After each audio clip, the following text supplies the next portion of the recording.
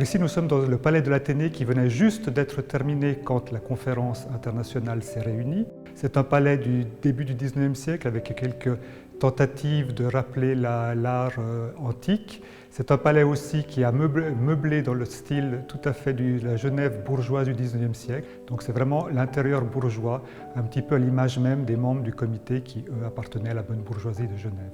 Alors bien évidemment, les membres du comité international qui avaient convoqué et organisé la conférence internationale étaient présents durant les 4 jours de débat.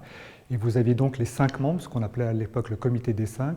Alors la conférence internationale a réuni des représentants de sociétés philanthropiques, mais également 16 États. Et parmi ces États, les grandes puissances européennes de l'époque, comme la France, la Grande-Bretagne, la Prusse, l'Autriche ou encore l'Espagne.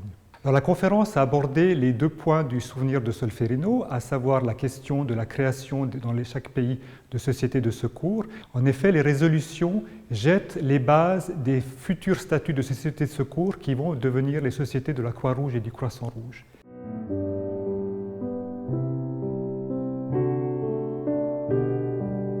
Les statuts de ces sociétés de secours indique que les volontaires, les infirmiers volontaires qui feront partie de ces sociétés de secours porteront un brassard à Croix-Rouge comme signe distinctif, qui permettent sur le champ de bataille de reconnaître les différents services de santé qui jusqu'alors étaient représentés par des signes complètement différents, par des couleurs différentes, ce qui fait créer une certaine confusion sur le champ de bataille en ne sachant pas qui étaient les ennemis et qui étaient ceux qui venaient les soigner.